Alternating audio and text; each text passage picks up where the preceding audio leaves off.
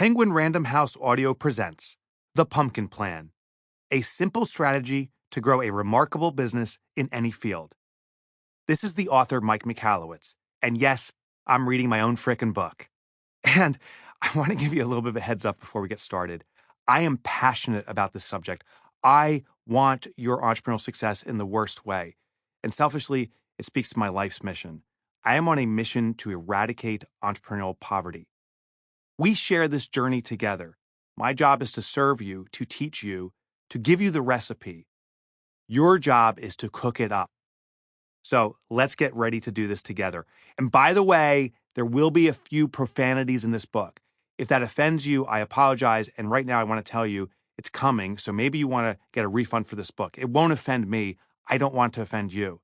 But the reason I use profanities is because that's real entrepreneurial talk, at least as I've experienced it. So I'm just talking in the real language that entrepreneurs use. I'm sure you have occasionally dropped an F-bomb here or an S-bomb there. Perhaps you've said something inappropriate out of frustration. And that's the reality of entrepreneurship. So that's why I use those words. And the other part is I'm from New Jersey. So, if that offends you, I get it. Oh, and I got a special bonus for you at the end. I do an interview with the show director, Scott Cresswell, and we talk about special insights I learned as I was writing the Pumpkin Plan and ever since. It's a real fun interview. Make sure you check it out. Note to listeners. This audiobook contains exclusive commentary by the author, including updates to many of the subjects and stories since the time of the original publication of this book. To Carly Simon, you probably think this book is about you. Don't you? Don't you? Introduction. Let's pretend you're in the market for a good pumpkin. You pack the kiddies in the car and drive out to the local pumpkin patch. When you get there, you see row after overwhelming row of orange, green, and brown. You're looking for the perfect pumpkin, but they all seem to look the same. It is easy to pick out the bad ones, though. They're smashed or dented or bruised, or look hauntingly similar to your mother-in-law. You keep searching, and just after you get through the corn maze, you spot it. The biggest pumpkin you've ever seen. It's like Charlie Brown's Great Pumpkin Big. It's so big, it's hard to believe it's even real. Suddenly, your kids start running toward this freak of nature like it's the greatest thing ever. And you've got to admit, it kind of is. The gigantor pumpkin dwarfs all of the other pumpkins in the field. As you walk over to it, you don't even see the other pumpkins, and you wonder how you didn't spot it right off the bat.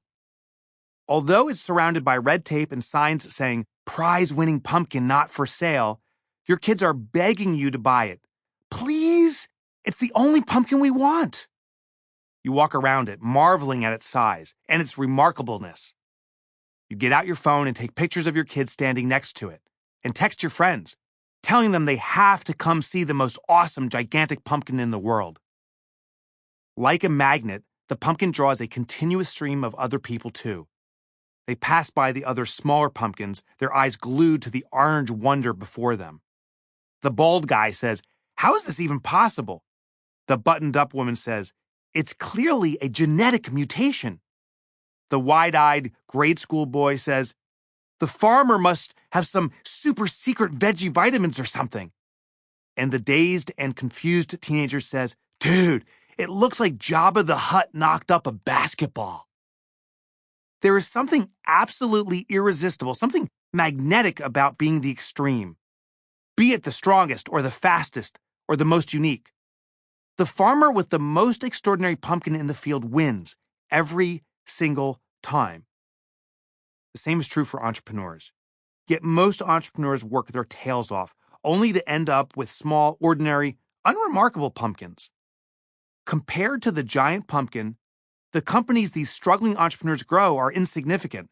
So insignificant that customers often don't see them, or squash them, or leave them to rot in the field without a second thought. To grow a successful business, your company must be irresistibly magnetic. The average lose and are left to rot. It's the most unique, the best, who win. You're probably thinking, duh, Do you really think I'm working my ass off to build an average company? What more do I have to do to be the best? Simple. You don't need to do more. You need to do different. You have to pretend you're a pumpkin farmer. Yep, you heard that right. A pumpkin farmer. But not just any pumpkin farmer. A freaky, geeky, overall-wearing, straw-chewing pumpkin farmer. Those county fair folks who dedicate their lives to growing the half-ton pumpkins you see on the evening news. Turns out that they, of all people, hold the secret formula for big-time entrepreneurial success. Plant hardy seeds, identify the most promising pumpkins, kill off the rest of the vine, and nurture only the pumpkins with the biggest potential. In this book, I reveal how, by implementing the same strategies pumpkin farmers use to grow their massive gourds, and which I have, with great originality, deemed the pumpkin plan, I was able to launch 2 multi-million-dollar companies by my 30th birthday, gain notoriety with top firms, and in turn help them radically grow their businesses. Not only will I share my stories and their stories of success, but most importantly, I will teach you how to apply the same ideas and lessons to your own business. Now, I want to share something because this is the updated version I'm reading to you right now. It's now 2020. I actually have had failures also, and those failures have occurred when I didn't stick with what I'm teaching you. I, the author of this book, didn't do what I'm sharing. Fatal mistake, fatal flaw, and I had a collapsed business. Then I went back to the pumpkin plan, and now I've had 4 multi-million-dollar companies because I followed this process. I swear to you, my friend, this works, this works, this works. Just stick with it. Stick with it. You've got this. Never forget this. Ordinary pumpkins are always forgotten. Only the giant pumpkin draws a crowd and lives on holiday cards, refrigerators, and grainy YouTube videos forever. The giant pumpkin is legend. And when you've grown one, you will be a legend too. You didn't start your business because you wanted to blend in, make enough to get by, and save enough to pay for the nursing home. You went into business because you wanted to grow something amazing, something that would dramatically change the quality of your life, something that would make a difference in the world. The late Steve Jobs has been lauded for his many accomplishments and innovations.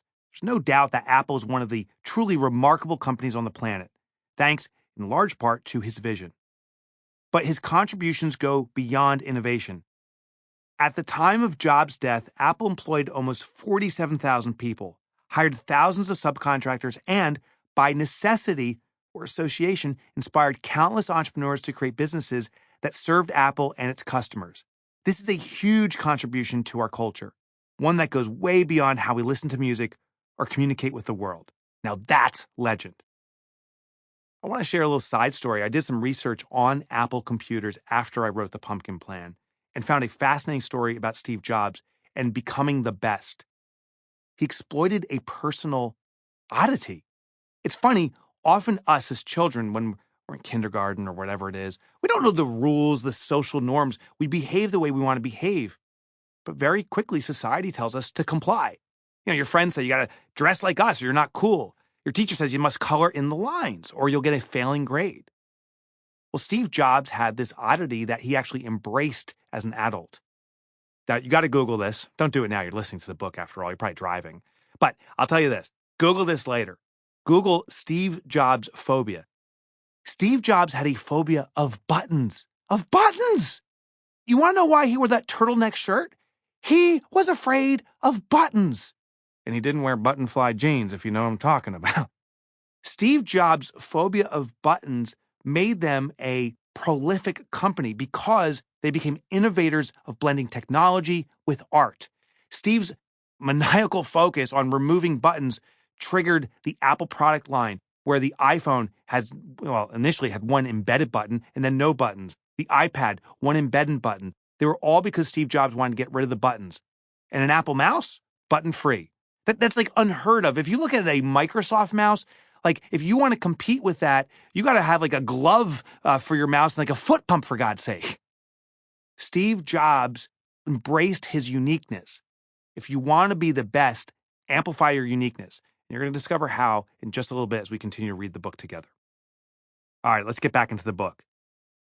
I want you to know you can grow a legendary Sample complete.